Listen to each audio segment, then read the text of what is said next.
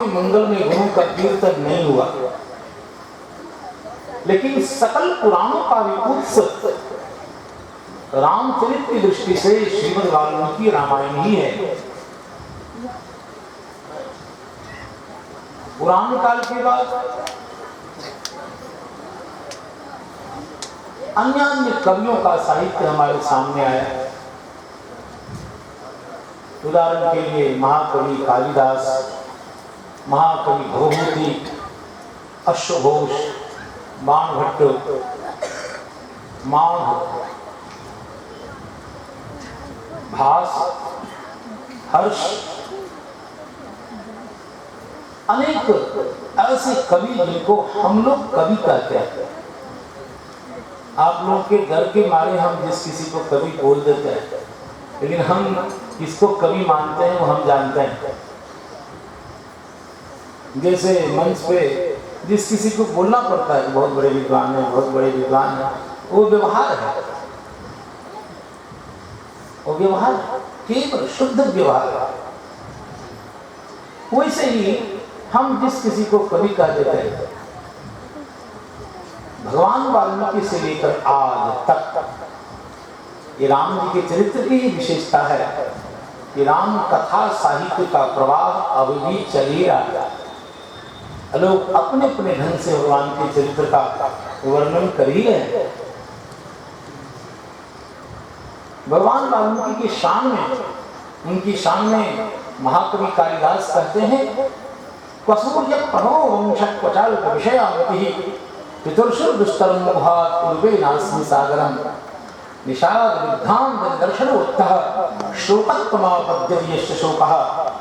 वह भगवान वाल्मीकि कवि हैं जिनके मुख से सबसे प्रथम सरस्वती का अवतरण हुआ, लौकिक छंद का अवतरण जिस ऋषि के मुख से सर्वप्रथम हुआ वो और कोई ऋषि नहीं संसार में, भगवान वाल्मीकि हैं। सबसे पहले काव्य धारा का प्रस्फोट यदि किसी की वाणी से हुआ है तो महर्षि वाल्मीकि हैं। बाद में तो कालिदास ने भी रघुवंशम लिखा। कब लिखा? जो कुमार संभव लिखने के बाद भगवती पार्वती माता के सौंदर्य का वर्णन ऐसा कर दिया कि पूरे शरीर में कुष्ठ हो गया। माँ है, माँ की मर्यादा है, माँ के चरणों में बंधन किया जाता है। और माँ के अधर कैसे हैं, माँ के ओष्ठ कैसे हैं, और माँ की नासिका कैसी है, माँ के नेत्र कैसे हैं, इसके वर्णन का अधिकार केवल पिताजी को है। आज करते नए नए छोटे गीत गाते हैं, माँ की चुनरी लाल लाल लाल। हम संस्कारहीन गायकों को और संस्कारहीन रचनाकारों के ही क्या कहा जाए। तुलसीदास जी महाराज से किसी ने कहा कि तुलसीदास जी जरा श्री जानकी जी का वर्णन करिए। तुलसीदास जी ने चरण वंदन कर दिया। कहा नहीं, ये हमारी माँ है, हमारी नहीं संपूर्ण सृष्टि की माँ है। कहा फिर भी आप कवि हैं? कवि होने का क्या मतलब होता है? सृष्टि में जानकी जी के सौंदर्य के लायक कोई शब्द है ही नहीं। कहा कि कुछ तो उपमा के साथ। तुलसीदास जी ने कहा मेरी लाचारी यही है, मैं झूठी चीजों से भगवान का सम्मान नहीं करता, झूठी वस्तु भगवान को अर्पित नहीं करते हम। सब उपमा कवि रहो भिखारी, कहीं पर तरो विधि कुमारी। सारे उपमाओं को साधारण मनुष्यों में लगा लगा करके कवियों ने सभी उपमाओं को झूठ कर दिया। और झूठ वस्तु से हम श्री जानकी जी का पूजन नहीं करना चाहते। फिर महाराज आप कुछ तो कहिए। जगदम्बा श्री जानकी माता अनुपमेय है, किसी देवी के साथ उनकी कोई उपमा नहीं हो सकती। तुलसीदास जी महाराज वो महाकवि हैं। कहा कोई देवी जानकी के सामने टिक नहीं सकती? कहा नहीं, कहा सौंदर्य की अधिष्ठात्री देवी है रति, जरा जानकी जी के सामने लाओ तो। कहा ये क्या सुंदरी है बेचारी, जब से भगवान शंकर ने इसको पति को जला दिया तब से इतना रोती है कि मुंह सूज गया है। ये जानकी जी की कैसे बराबरी करेगा। कहा भगवती पार्वती माता अन्नपूर्णा, का ऐसे तो माँ है, ये अन्नपूर्णा है, लेकिन 50% है, आधे अंग में भोले बाबा है, और ये आधे अंग से क्या समता करेंगे माँ। प्रणाम कर रहा हूं। कहा सरस्वती माँ कहीं से भी जानकी जी की बराबरी नहीं कर सकती। क्यों? एक तो बोलती बहुत है ये, और जिस पर कृपा करती है वो भी बहुत बोलता है, और कन्या के लिए मुखर होना ये दोष है। बहुत लबर लबर करे लड़की के कौन विवाह करेगा, दोष। सरस्वती जी को भी साइड कर दिया, बच गई लक्ष्मी माता। कहा ऐसे तो लक्ष्मी जी निर्दोष, लेकिन आगे पीछे भी तो देखना पड़ेगा, खानदान देखेंगे, इधर उधर देखेंगे। नमकीन पानी से निकलने वाली लक्ष्मी जानकी जी की कैसे समता करेंगे, आप ही बताइए।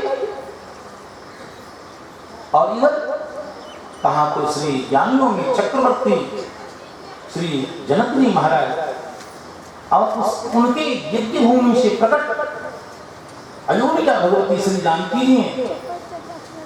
नहीं, इनका भाई दिन मलिन सकलन कुछ नहीं। जय जय सीताराम साइड पर तुलसीदास जी महाराज ने कहा कि कहो रमा से किमी मिल गई, हम अपनी सीता माता को लक्ष्मी जी के से समान कैसे बता ना, संभव ही नहीं। कभी है जरा जोर लगाइए, जोर लगाइए। तो तुलसीदास जी ने कहा देखो करते हैं प्रयास, और वो परीक्षा वो जगत प्रसिद्ध है रामायणों में। जब छवि सुधा प्रयोग विधि हुई, ये नमकीन पानी नहीं, जो छवि सुधा प्रयोग निधि हुई, परम रूप में कच्छप सोई, छवि सुधा का ही समुद्र हो, ये नमकीन पानी वाला नहीं।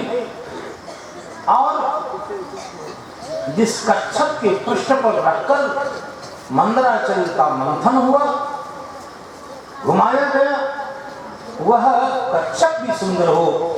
मंदर पर्वत को साक्षात श्रृंगार ही होना चाहिए, और मंथन करे देवता और दैत्य नहीं, स्वयं सौंदर्य का अधिष्ठाता देव कामदेव अपने सुंदर रमणीय हाथ से मंथन करे। और तुलसीदास जी ने कहा यही विधि उपजे लक्ष्य जब। इस प्रकार सारी व्यवस्था करने के बाद भी यदि लक्ष्मी जी प्रकट होंगी तो शायद जानकी जी की बराबरी कर सके। इसको कहते हैं अनन्यता। अपने आराध्य के प्रति कैसा उत्तम भाव होना चाहिए, कैसी उन्नत दृष्टि होनी चाहिए। हमें क्या जिस किसी को यही कहीं जाके दांत निकालना शुरू कर देते। श्री जानकी जी के लिए कैसा भव्य भाव है गोस्वामी जी के मन। तो कहते हैं कैसे जानकी जी के बराबर किसी को बता दें भाई। बहुत आग्रह करने पर उन्होंने वर्णन के क्रम में कहा सोह नवलतम सुंदर सारी। बस बस बस बहुत हो गए। श्री जानकी जी के श्रीअंग में, नवल श्रीअंग में खूब सुंदर सारी शोभायमान। बस वो स्वामी जी को लगा कि बस बहुत दुस्साहस हो गया, आगे कुछ नहीं। ये जगदम्बा है, इनकी अतुलित छवि है, कौन वर्णन करेगा। ये हमारे तुलसीदास जी की शैली है। कालिदास ने क्या कर दिया, श्री पार्वती माता के अंग प्रत्यंग का वर्णन कर दिया। सुना देता हूं ये श्लोक, लगता है हमको भी कहीं पाप लग जाए। सताक्षरं पक्ष्मसु ताड़िता धराः पयोधरो सेधरिपात चूर्णिताः वलीषितस्या स्खलिता प्रदेविरे चिरे नाभिं प्रथमोदरिन्दवः। ऐसा सौंदर्य श्रृंगार में वर्णन कर दिया, पूरे शरीर में कुष्ठ हो गए। तब भगवान शंकर ने करुणा करके स्वप्नादेश किया, अरे महाकवि कालिदास, इस कुष्ठ रोग से बचना चाहते हो तो भगवान श्री सीताराम जी के मंगलमय गुणों का वर्णन करो, तभी कुष्ठ रोग से बचोगे और निवृत्त होगे। और तब कालिदास ने, महाकवि कालिदास ने रघुवंशम की रचना की और जिसके मंगलाचरण के रूप में भगवान शंकर और भगवती पार्वती माता का वंदन किया। वागर्था विष्णु प्रक्तौ वागर्थ प्रतिपत्तये जगत पितरो वंदे पार्वती परमेश्वरो, ऐसा करके भगवान शंकर भगवती पार्वती माता का वंदन किया और राम जी का खूब सुंदर वर्णन किया। उसी में कालिदास ने भगवान रामचंद्र जी के चरित्र का वर्णन किया। बाद में भवभूति ने, भवभूति तो करुण रस का महासाम्राज्यशाली कवि है, ऐसा अभी तक तो कोई कवि नहीं हुआ और आगे होने की संभावना भी नहीं दिखाई दे रही, लेकिन कोई होगा नहीं ये कहना तो दुस्साहस है। उत्पत्सते जगमनको भी समान धर्मा कालो हयम निरवधि बुला पृथ्वी। एक बार कालिदास आया था एक श्लोक बना करके करेक्शन करवाने के लिए, भगवती ने घेर दिया, यहाँ रस दोष है, यहाँ छंद दोष है, ये अलंकार दोष है, हेलो ऐसे फेंक दिया उसके श्लोक। बच्चे हो, सीखो अभी श्लोक बनाना। ऐसे महाकवि भगवती जिन्होंने करुण रस की ऐसी चर्चा की है उत्तर रामचरित में, उसने ही सबसे पहले सिद्ध किया कि करुण रस से ही सारे रस निकलते हैं, चाहे श्रृंगार हो, माधुर्य हो, वात्सल्य हो, हास्य हो, बीभत्स हो, साहित्य के जितने भी 8, 9, 10 रस हैं, सारे रसों का उत्स करुण रस है।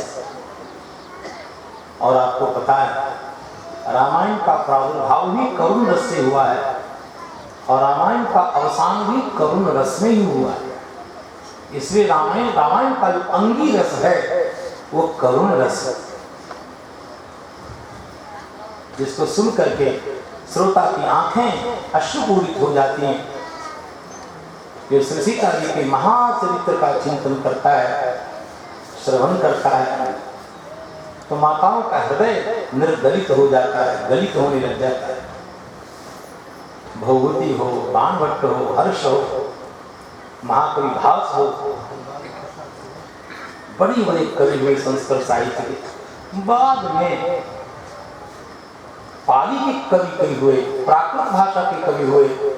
शायद आपको पता हो थाईलैंड, शाम और बर्मा जैसे देशों में राम कथा पर बहुत कम है। उस देश में इतने राम मंदिर हैं, बहुत राम कियन, वहाँ की भाषा में मैंने जो ग्रंथ पढ़ा है, कियन मतलब कीर्ति, राम कियन नाम की ग्रंथ जो वहाँ की भाषा है। ऐसा नहीं कि भारत में ही राम कथा है, विदेशों में भी यत्र तत्र जाने का अवसर मिला।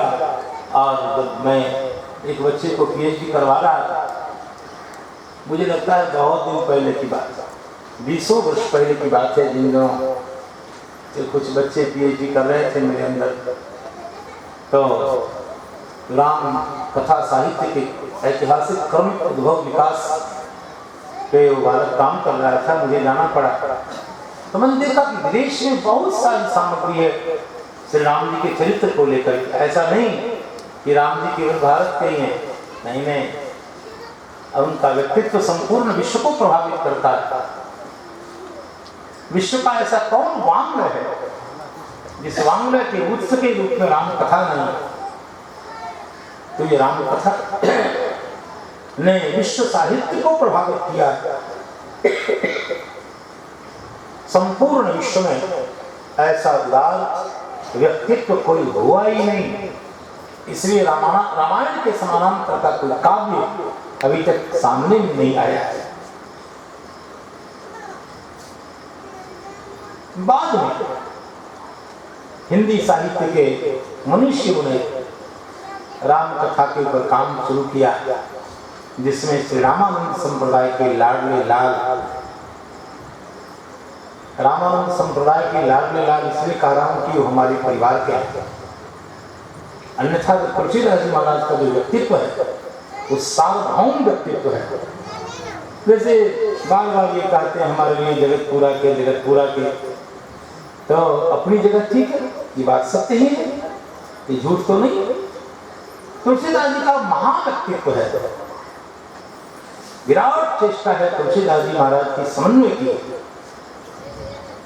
तो तुलसीदास जी महाराज ने राम कथा का संयोजन किया, अद्भुत अद्भुत अद्वितीय, न भूतो न भविष्यति। क्या विशेषता थी तुलसीदास जी के साहित्य में? सबसे बड़ी बात तो ये थी कि उस समय के जितने भी साहित्य थे राम कथा के संबंध में, सकल साहित्यों का, और उस समय समाज में जितनी विषमताएं थी, जितनी समाज की कुरीति थी, राजतंत्र को उन्होंने प्रभावित किया, डांटा डपटा।